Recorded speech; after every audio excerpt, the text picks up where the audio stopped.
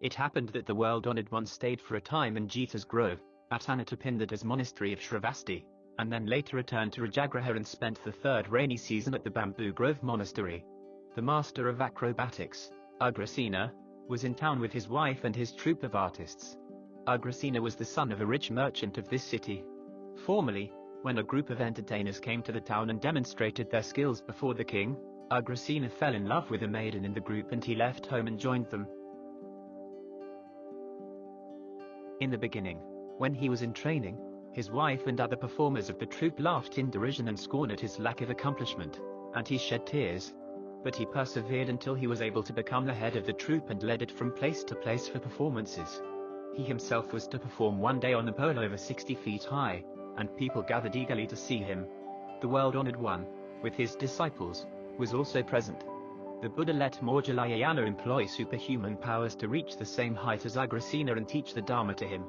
The time must have been ripe for Ugrasena because he greatly appreciated the Dharma, and after sliding down the pole he threw himself before the Buddha and humbly requested that he become a disciple of the Buddha. The Buddha permitted this, and all the members of the group became disciples of the Buddha. Soon Ugrasena achieved enlightenment and became one of the arhats. Talapuṭa was also a performer of Rājagṛha. He led a troupe of 500 girls, gave performances, and played at festivities in the towns and villages. At times, when invited, he also had his girls perform in the palace. After Ugrasena became a monk, Talapuṭa was also inspired to join the Sangha and called on the Buddha at Jita's Grove Monastery. He said, "O world-honored one, I have heard from my seniors that a performer amuses the audience by telling them something other than the truth. For this, upon his death, he is reborn in the realm of the heavens where all right thought is forgotten. What is your opinion on this matter?" To this the Buddha answered that this was one question he should not ask of the awakened one. Despite this, Talapuṭa asked the Buddha 3 times. Each time the Buddha did not give an answer. Finally, when the same question was asked a 4th time, the Buddha gave the following answer: "O Talapuṭa, a performer who arouses people's desires, causes confusion in the minds of the sincere by clowning, and causes others to lose sincerity is sure to fall into hell. What you have heard from your seniors is not the truth.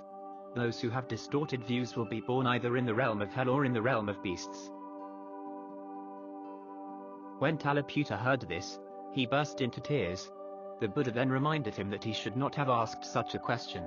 To this Talapuṭa responded, "O world-honored one, I shed tears not because you enlightened me about a dreadful future but because my seniors have deceived me into thinking that I would be born in heaven." Talapuṭa then listened intently to the teachings of the Buddha and then, having deep faith, became a mendicant, gradually worked through the practices, and became enlightened. He composed the following verses to express the many difficulties he encountered in the way he controlled his mind. In time I shall live in a mountain cave, realizing the impermanence of all that exists. In time I shall wear a tattered yellow robe, free of all attachments to things, free of greed, anger, and ignorance, and find peace in the forest. In time I shall overcome death, old age, and sickness and reside in the forest with no anxieties.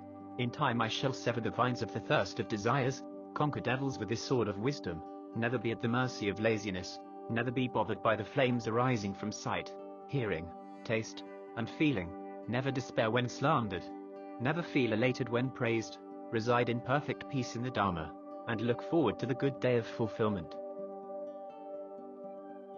O mind of mine, how long has it been since you claimed to feel no need to stay a householder? Now after renunciation, why do you not endeavor? O mind of mine, how often did you entice me, saying that birds with beautiful feathers deep in the mountains and the thunder of Indra bring joy to one who resides in the forest? Now having left household, friends, and worldly pleasures, you still, alas, know no happiness. Seeing that all that exists changes, did you not pursue the way of impermanence? The Buddha has taught, the mind is like an unsettled monkey. Control over it can only come when it is freed from lust. To be deluded by beauty and to pursue life is the way to suffering. Even to be attracted to the mind leads to the suffering of hell. Unaware that one is surrounded by leopards and tigers while in the forest where peacocks and waterfowl stay, one must now be freed from lust, losing no time. O mind of mine, have you not encouraged me? Pursue the way leading to release. Sever the roots of suffering and free yourself of needless calculations. Follow the way of the sages.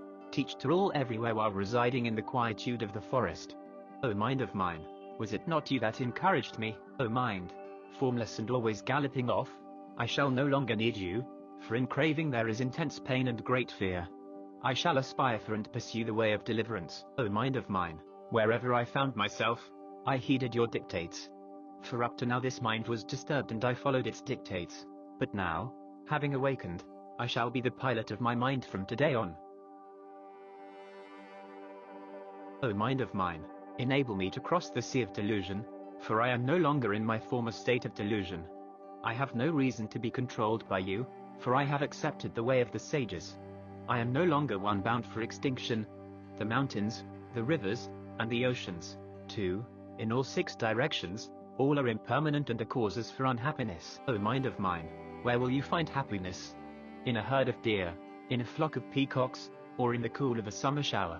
Even lying asleep like a log on the floor of a cave in the mountains is like lying on cotton, as the Buddha has taught. Find contentment with what is provided. Avoid wrongful ways. Seek guidance from the sacred. Reside in the forest of beauty, enter the mountain of happiness. O mind of mine, attain the shore of enlightenment.